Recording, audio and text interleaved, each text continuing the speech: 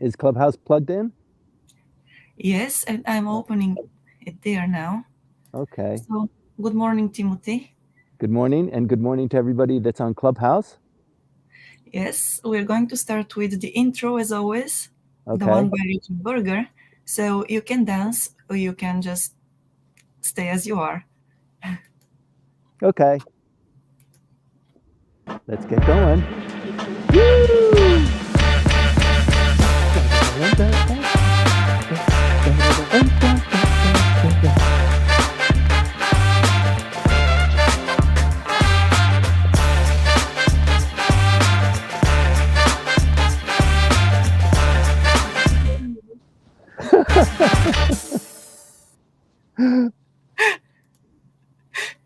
Or where are we? Yes, and you, So right? it broke partway through. Indeed, it did. Okay, so once Merry again, good Christmas, morning. Maya. Merry Christmas to you too, Timothy, and Merry Christmas to everybody who is celebrating it as in on Clubhouse or YouTube or Facebook, maybe. So even though it's Christmas Day, there is a lot to report about, and Timothy has put up a very nice presentation today. So we are going to hear him here on the live stream, and after that, he's going to move to Clubhouse. Of course, you already know that Timothy is the CEO of Langley, Esquire, a consultancy firm here in downtown Tokyo. I'm sure that you're already familiar with what the company Oh, does. yeah. Yes, and how important Timothy is there. Oh, yeah. Yes, indeed. Okay, great. So, Timothy, without any further delay, let's start so Thank you that you're very not much. going to stay there for a very long time in the Thank you cold. very much, Maya. And thanks for, yes, we have to keep telling ourselves how important we are. So today, Maya, this is the 98th consecutive Sunday that you and I have been together reporting on Japanese politics to our audience. That Indeed. is really great. Merry Christmas. Merry Christmas to everybody that's on. I'm very curious since I'm only reporting via video from my iPhone. I'm not on the club deck, so I don't know what the audience looks like. But I'm kind of guessing, I don't know, maybe there are not that many people that will sign in today because it is Christmas morning. Um, Maybe people will pick up on YouTube when they have a chance. But let's talk about that before we sign off, Maya, what the audience rate was like. As you can see, I'm not on the deck of the good ship Santana. I am in Yamanashi Ken on the foothills of Mount Fuji. There are several lakes that surround Mount Fuji, and Yamanakako is one of them, Yamanakako. And one of the smallest lakes is Saiko Lake, and or Lake Sai, I guess, because Ko is Lake Saiko. And I come up here with the family to have Christmas. We got here yesterday, so we'll be here until New Year's. So reporting to you from Lake Saiko today, and then next week on Sunday, it will be January 1st. We will also report to you from the current location. The sun is just beginning to break over the horizon, which is formed by Mount Fuji off to this distance. So uh, we're really close to Mount Fuji, and it is really cold here. So I'll get right onto my briefing. And thank you very much for joining. So, Mr. Kishida, the diet has been out of session now for about 10 days. There has been a lot of activity going on in not in the halls of the diet, but in the prime minister's office, where they're still gung ho. They will still stay at work until probably the 30th of this month, which is another week away. And there's a lot going on. There's a lot going on with the Kishida administration. There's a lot going on in internal Japanese politics, including that with the factions. The Bank of Japan made some startling news just this last week, shook up the markets. The defense strategy of Japan was published. 3 documents were released Friday or Saturday of last week. Very important documents that telegraph what Japan's strategy is going to be and actually reveal what the national interest is of the country. And this is not a kind of self-reflection that Japan has had to go through for decades, because it's under the nuclear umbrella, the essential strategy was, as it began to evolve, that should there be any incident, protection would be provided by the United States, and Japan would provide a certain level of defense capabilities, while the United States was the offensive capabilities and building that deterrence. Over the last couple of years, that has changed dramatically, since China has been more aggressive with its views towards Taiwan and what's been going on in Ukraine. So the national strategy, the national strategic strategy documents that were produced last week, it was a tough go. It is a recommendation that is being promoted to the Diet. It includes an enormous budget, far bigger than any budget that Japan has devoted to defense. And so there's a lot of controversy going on there confronting the prime minister. Although most Japanese, 68%, agree that we should be spending more, we should have more defensive capabilities. The first strike option is also something that the Japanese public is comfortable with, but it does invite more scrutiny from China.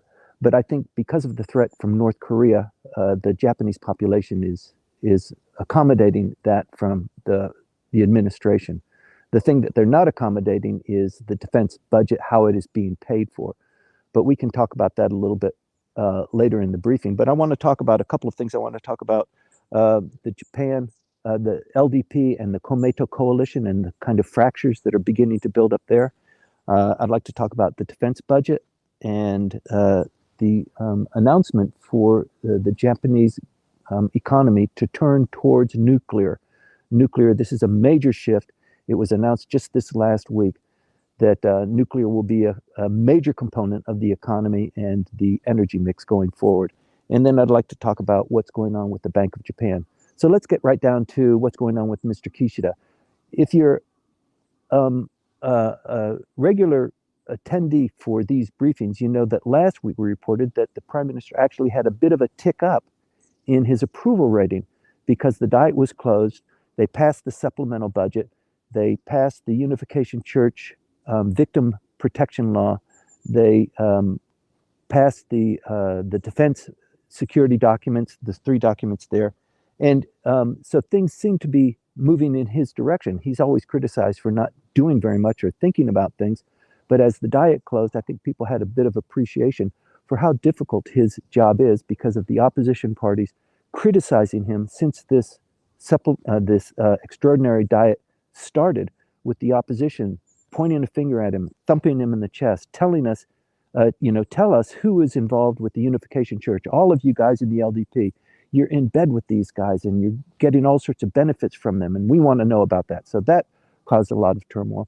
He had 3 Diet the cabinet ministers that resigned, only one of which was because of the Unification Church, but a lot of other things were generated as a consequence of that, not just related to Mr. Kishida, but also to one of the most important individuals within the LDP administration, Mr. Hagiura, who seems to be really engaged there, but his star is continuing to rise.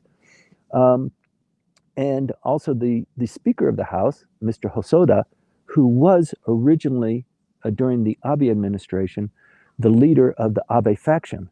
It was called the Hosoda faction. And as a consequence of Mr. Abe stepping down and Mr. Suga stepping in as prime minister, the transition occurred. Mr. Abe assumed the role of the faction chief, and Mr. Hosoda became the Speaker of the House, so the top position there.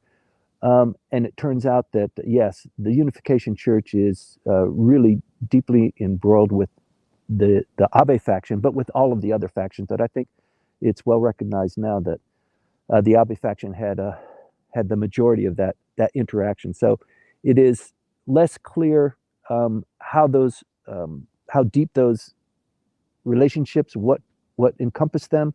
We're beginning to move beyond that, but it did give the prime minister an awfully difficult time. So he wasn't able to pass the 60 or so bills that LDP policy chief Hagiura had promoted when the extraordinary diet session started way back in October, September, late September. So as the diet ended, I think there was a bit of an uptick. There is still concern about the yen rate, about inflation, about the rising costs of fuel and how the Japanese are dealing with the Russian invasion and the sanctions there. So he had a bit of an uptick, not much to celebrate, but it was okay. But this last week now, he's really taken a hit for a lot of things that have happened. There has been a resignation of a member of the LDP because of political funding, and this the minister for revitalization. It looks like he's going to have to resign. That's four. So there hasn't been a Japanese prime minister where three ministers have resigned in 1 month. That's just never happened. And it's also very rare for even three ministers to resign within the term of office. And to complicate this thing, Mr. Kishida's approval ratings are in the low 30s, high 20s. And no prime minister has been able to survive that kind of really negative pressure. And once it begins to be in the low 30s, not only is the opposition party more emboldened, but also members of his faction, members of his political party, the LDP, also begin to scratch their heads and wonder, we're really suffering here. The policies that we're trying to promote, the opposition party does have a little bit more ammunition to throw at us, and it stymies us. It prevents us from moving forward, so that when the next election comes by, we can thump our chest and say, look what we've done for you, the voters, so please continue to vote for us. The supplemental budget did go through a tremendous supplemental budget, about half as big as the defense spending budget for the next 5 years. That is the amount of the supplemental budget that will be spent. Today is December 25th. That will be spent. It is earmarked to be spent and cover the debts that were generated in 2022. So ending on at the end of March of 2023. That's the fiscal year for Japan. So this is a tremendous amount of money to bring the cost of fuel down, particularly, and to help people who are under the normal level of the economy, so that they can have a more fruitful life. They can provide for their kids. There's a lot of money there for people to encourage them to have more children. They gave another Hachimayan stipend to pregnant mothers, or to be not to be pregnant, but to be giving birth to children, or if they've just recently given birth. So there's a lot of energy going there. But I think with the prime minister taking another hit now, so it depends on who you're talking to, but there was a report that said that the cabinet approval has gone to 31%, but the approval rating for the prime minister is about at 28%. So it's looking really pretty poor for the prime minister. Plus, he's got the resignation of this LDP member. Let me talk about that just a little bit. This individual's name, he was with the LDP from the Chiba prefecture, and his name is Sonoura Kentaro. He is in the Aso faction, unfortunately for Mr. Taro Aso, and he received a summary indictment, I think on Thursday. His secretary, his number one secretary, so in the diet, you have the number one secretary, the number two secretary, the policy secretary, and you might have some other secretaries. Three of these are paid for by the state. There might be a fourth one that also receives money from the state. But the offices really can only accommodate maybe 5 policy secretaries. You might have your driver if you've got a dedicated driver that you've got, but the state also offers you a driver and a car at your disposal. So the office isn't that big. So the number one secretary is almost always the money guy. And in Mr. Sonoura's case, his number one secretary went on television 2.5 weeks ago.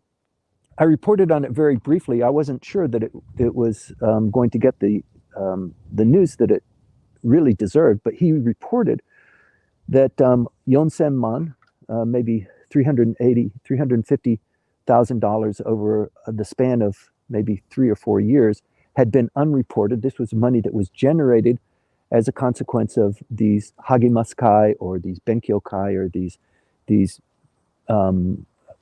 basically $200 plate briefings that are all the Diet members give. He, the Diet secretary, went kind of kind of jumped the gun, but he went on TV and he reported this. He kind of fessed up. He had a big press conference and he said, "We are under investigation, and before anything really bad happens, I thought I would come clean in order to get leniency from the investigation." And so he spilled his guts, and the Diet was in session. So you can't arrest a sitting member of the parliament while the Diet is in session. So the special prosecutor's office was sitting there waiting. The Diet ended on the 10th. It took them another week to kind of get things going, and they indicted him on Thursday. So this is causing a huge political storm. Once again, it is something that the opposition loves to throw at Japan, at the LDP, that you are just a money-grubbing political party. You don't care about the people. You're not working for the people's benefit. You're just, big blue and serving political interests and just the big companies. So it really comes at a bad time for the prime minister. This individual, lower house member Sonoura, immediately resigned from the LDP, and he resigned his seat. So that means the Chiba 5th district now is absent a representative in the parliament. This will be filled by a by-election in April, but in April there are lots of elections in Japan, not at the national level, but at the prefectural level, for governors, for representatives, prefectural representatives, for cities, for mayors, that sort of thing. So April is going to be a very big deal. So this build up to April has already started, and the LDP is going to have their game cut out for them. The other kind of distressing thing is the Minister for Revitalization, an individual, a lower house member by the name of Akiba Kenya. He's from Miyagi Prefecture, and that's where a lot of the reconstruction funding is going. It turns out, he's been under suspicion for quite a while. The Prime Minister was hoping it might blow over. It doesn't look like it's going to. And they think that probably in the new year, he will be asked to resign from the cabinet because it's just too much weight. The cabinet will come back into session. I believe it is confirmed on the 27th of January, one of the last days that they can actually come back into session, leaving a lot of playroom between now and then. And one of those issues to be dealt with during that playtime is whatever in the hell Kishida is going to do with Mr. Akiba and shifting the cabinet or dissolving the cabinet. What is he going to do? He's only got really 4 viable options. He can do nothing, which is his standard practice. He can revise members of his cabinet, which he's done before.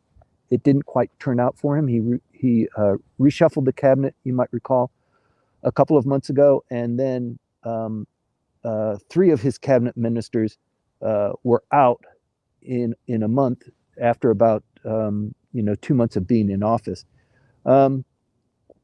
He could also close the Diet and go for an election. So it is within his ability to close down the lower house and call for an election to get the consensus of the population. I don't think that's in the cards. It would be too disruptive. It would cost too much money. And he doesn't have anything good to talk about that would encourage people to vote more for the LDP than just keeping it alone. And then the 4th option is that the LDP, they're just, pulling on their beards and saying, what are we going to do with this guy? Why don't we just move him out as LDP president and just change the prime minister? So that's the 4th option. I understand that he is considering shuffling his cabinet because of the Akiba incident that is talked about widely, the removal of Mr. Akiba, less so the shuffling and the reconfiguration of the cabinet, which would be just a kind of a shocker. It would be something of an activant for the opposition to come in, and the opposition doesn't mean just those people who don't belong to the LDP. It also means people within his own party. So in the meantime, there's also a bit of a shift going on in the dynamics of the LDP. As you know, the largest faction, the Abe faction, it's still known as the Abe faction, Seiwakai, is still being led by a coalition of leaders, and I believe that will be that will come to a head in due course. But I think everybody is waiting. Mr. Aso is waiting. Mr. Suga is waiting. Everybody's waiting for some break in the standard trajectory right now, and the setting is becoming rather obvious that something needs to happen to shake this negative issue that is pretty much ascribed to the prime minister. What Japan has going for it, though, is that Japan becomes the host. It actually becomes the president of the G7 on January 1st, and therefore the host of the G7 in the spring. And that will be held in Hiroshima. It's a big deal. There's a lot of effort going on with that. It looks like maybe, certainly, President Biden will join the conclave in Hiroshima. There is a plan now to visit the Hiroshima War Museum, the Holocaust Museum, and also talk now that Biden would visit Nagasaki as well. That would be the first time a president visits Nagasaki, and I think that probably resonates because Mr. Obama already visited Hiroshima, and for Biden, I think doing a first or doing something that hasn't been done earlier would be a big objective for him and his administration. So removing Mr. Kishida from that mix it would cause a lot of disruption. He is from Hiroshima, as you know. Mr. Biden is a avowed Catholic. There was a Catholic church in the center of the Nagasaki bombing, so there's always not a pilgrimage, but people, remember that, the victims that were there. So April, May are going to be very big months here politically and geopolitically for Japan.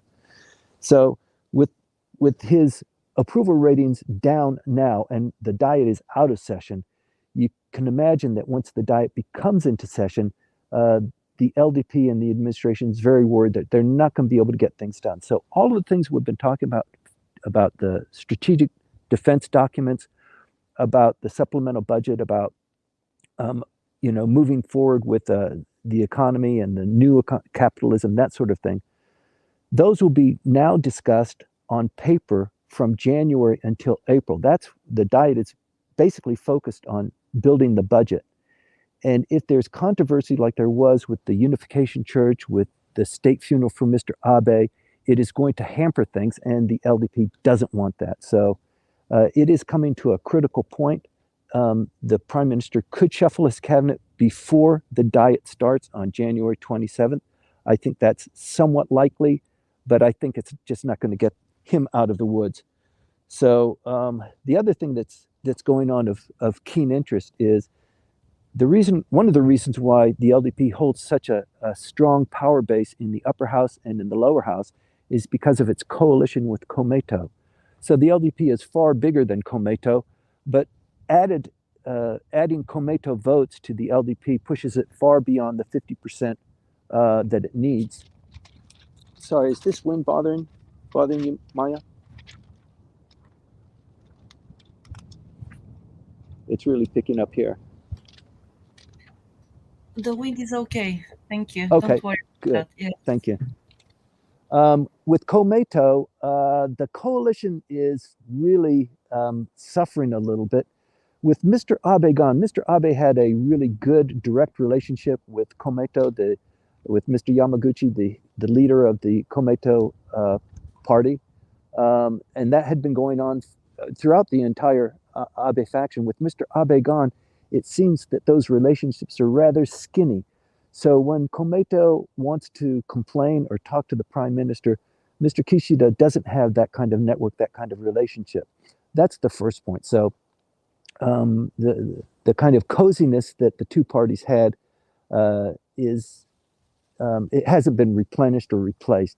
The second thing is that with the Unification Church being disregarded and dismissed so much, and in fact, they're building a law against what the Unification Church has done, and probably they will be rejected from their church status so that they won't be recognized as a church, taking a big hit to their financial standing, their tax payments. That looks like a huge possibility.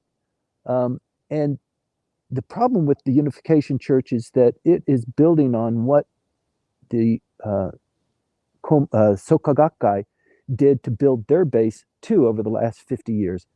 They did the same thing, they practiced the same tactics, and they built a huge machine, so much so that they could have a political arm that became a political party. That is Komeito. They don't like to talk about that. They speak very vociferously about the distinction between Komeito and Soka Gakkai. The distinctions are something that they talk about repeatedly. But the fact of the matter is that's where their core is, and that's where they got started, and it's something that's somewhat undeniable. So there are a couple of things that are going on here. The Unification Church has been called on once again to answer about what they've been doing with the victims, how the victims have come about, and how they have been able to, I think, bamboozle, maybe is the word that many people would use, people from their inheritance, from their life savings, from the land and property that they have. And so the Minister of Culture has insisted once again, this is the second time now, that the Unification Church come to the Diet to respond to questions that have been posed. And this is all under oath, so you know, if you're not telling the truth, or I mean, you're on TV, you're in front of a lot of people, I think what's going to happen is that the beans are going to be spilled about, you know, who has been involved directly from the Unification Church, and I think that there's a lot of blood to be let at that. So that hearing is supposed to begin on January 16th. So there's a lot of trepidation, not just between Soka Gakkai and Komeito about what these revelations are, because there are thousands and thousands of people who belong to Soka Gakkai, and when these revelations come out, they will say, well, that sounds very similar to the things that we have been practicing too, and we've been instructed by the church to do. That's the first thing. And the second thing is that there will be many members of the LDP and also the opposition party too, but in large the LDP, who will be identified and they will be talked about. You guys, we've been supporting you for the last 50 years. And now when we get into trouble, you guys disappear. We're standing here taking all these arrows, and where the hell are you? So we're going to tell people what's going on. So I think there's a lot that will be revealed there. The issue here is this coalition between the LDP and Komeito looks like it's got some fractures in it. And this could break in the winter, January, February. It could be a defining moment. There are a lot of things going on in Japanese politics, not just the Abe faction, what's going to happen with that, but also the Kishida faction is only the fifth largest. There are 4 other factions that he needs to deal with in order to get his policies across. And I don't know if it's going to bode well for him in January and February. It's something to watch very closely. We will keep an eye on it, and I want to make sure that you know what the background is there. The national security strategy documents were produced last week. They consist of 3 major documents where they identified China as a strategic challenge. The word challenge, it was supposed to be a threat. The negotiations between LDP and Komeito insisted that word threat not be used because that would enrage China, and it would just unnecessarily stir the pot. So they settled on challenge. But I think everybody understands that China is the big bear in the house. And that is one of the reasons why the defense spending needs to be 2%, or so the argument goes.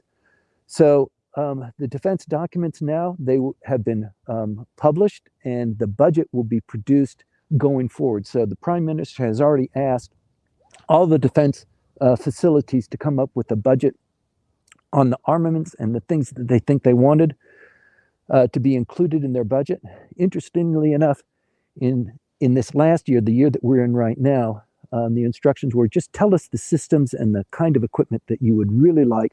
Don't worry about the budget numbers there, but just tell us, what's the integration, what's the plan, what's the strategy here, what kind of equipment do you need, and we'll figure it out and come up with a number there. So the Prime Minister has decided on a 2% of the GDP being devoted to defense.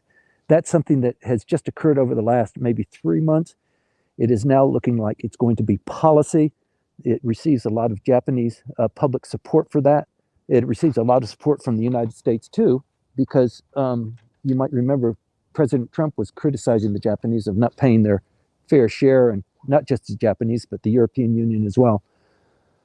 But with the ponying up of 2%, Japan is now going to be paying the similar amount that is required by NATO countries to join NATO.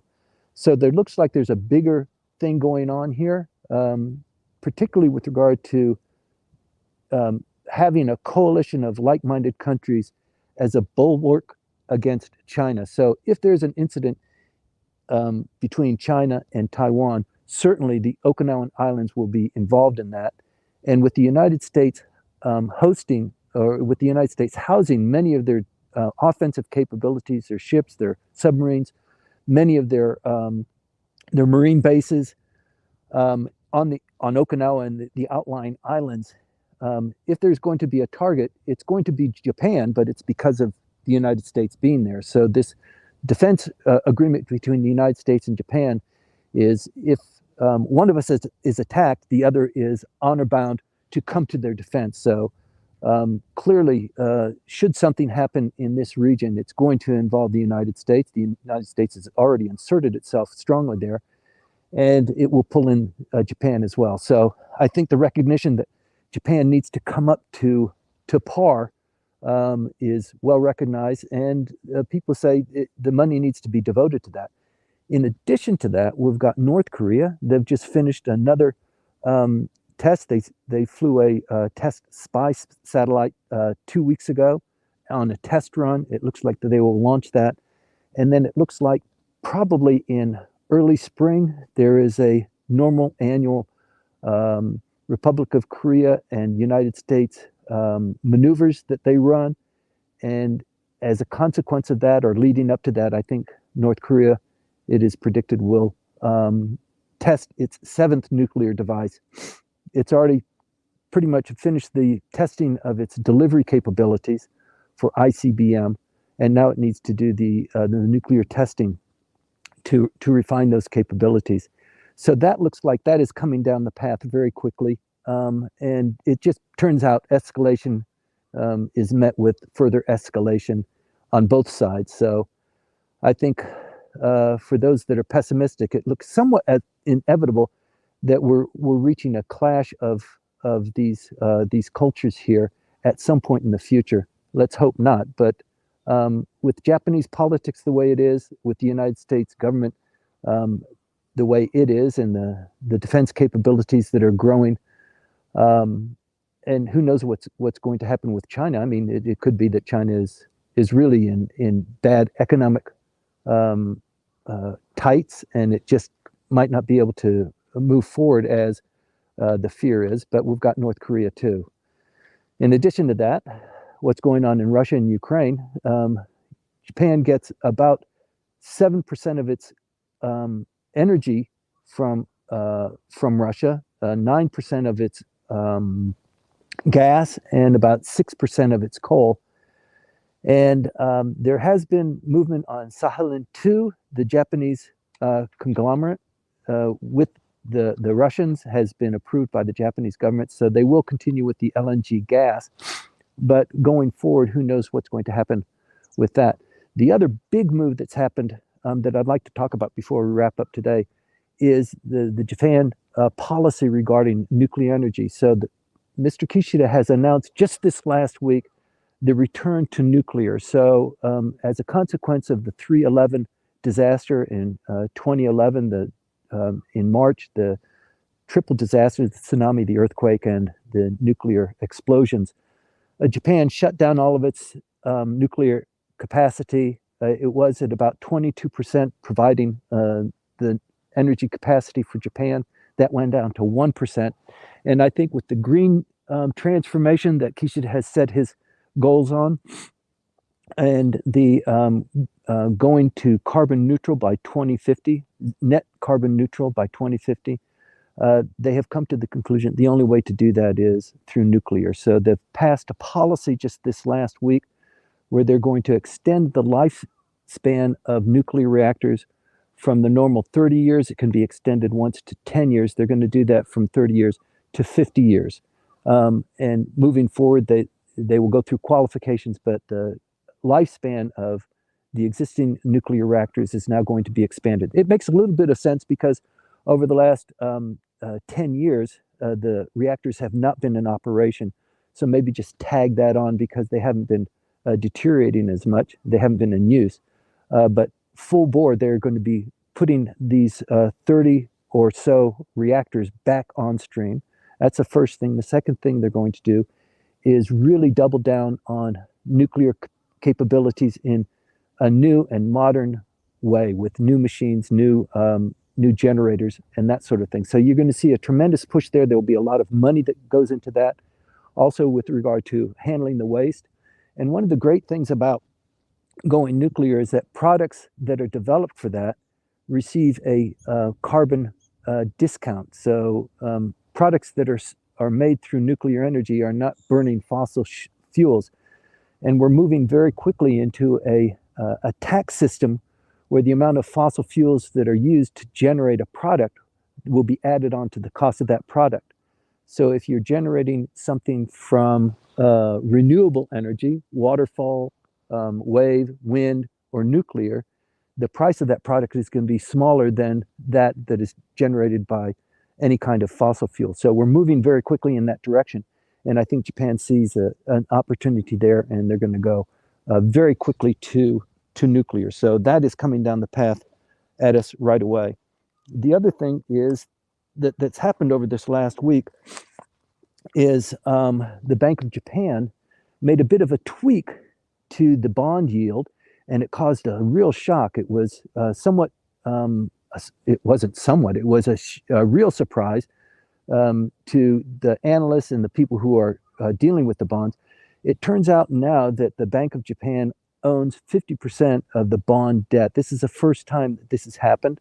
When Mr. Abe took office in 2013, the Japanese government owned about 11% of the bonds, and that has increased over Abenomics over the span of Mr. Abe's economic revitalization plan, and with Mr. Suga and now with Mr. Kishida, the bonds purchased by the Japanese government exceed 50%. That's worrisome for a lot of different reasons, but the tweaking this last week pushed the yen to a better value. It was at about 136. It went down to 132. So a lot of people are clapping for that. The stock market took a little bit of a hit as a consequence, but it kind of signals that maybe the Bank of Japan is going to relax the tight money policy that they've had under Mr. Kuroda. He has 3 months left in his administration as chairman of the Bank of Japan, and so perhaps in these last months there will be a distinct change for the policy that they have been following. So people are sitting on pins and needles wondering what that means. The fact that the yen is coming down is a good sign. but it has negative implications as well.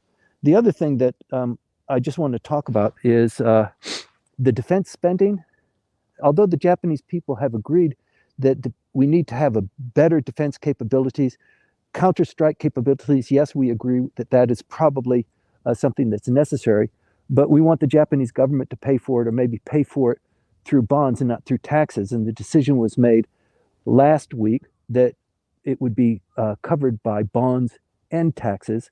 And the taxes, so it's approximately 4 trillion yen a year that they need to pay for the next 5 years to reach the 2% level that the prime minister has set his target on. And of that 4 trillion that is required, 1 trillion will come out of taxes, and they're looking for ways to generate that. The other thing that has come up is in the defense spending plan, the Japanese Coast Guard is going to be wrapped up into the self-defense forces. So that's a big deal. Culturally, the two organizations are very different. They're going to be wrapped up together. And the defense spending is going to include also the issuing of bonds. So that is something that the prime minister said that originally he would not do. He's revised that, and now maybe last week or 2 weeks ago, he said that construction materials reinforcing self-defense forces facilities, runways, bomb shelters, different capabilities will be handled by bonds, but the rest will be handled by taxes. He's changed that a little bit. And now all the ships, submarines, all of these assets will be covered by bonds, which is a tremendous break from tradition and from standard practice. And there's a lot that will be going once again to the bond market. And as I just earlier said, that the Japanese government owns more than 50% of the bonds that are being issued. These new bonds that will be issued are likely to also be purchased by the Japanese government. The swelling amount of debt that the Japanese government has, 260% of the gross national product is represented in debt. It is astounding. And this is just one more thing that's going to be happening. The prime minister talks about the new capitalism and bringing the lower classes up, and also the management class, the middle class. But many of the taxes that are going to be imposed will be coming out of salary workers. So that has caused another rift in the cabinet. Sanai Taikichi, who is a key member of the cabinet, has criticized the prime minister out loud and in public about diminishing these possibilities for the economy to get going, because people have more money, they can spend more. With the consumer price index, it's still going up. With inflation, the inflation target set by Mr. Kuroda at 2%, but it's well over 2% now. It is predicted to come down, but there are a lot of other forces that are going in. So once again, the appreciation for Mr. Kishida's handling is not really well appreciated.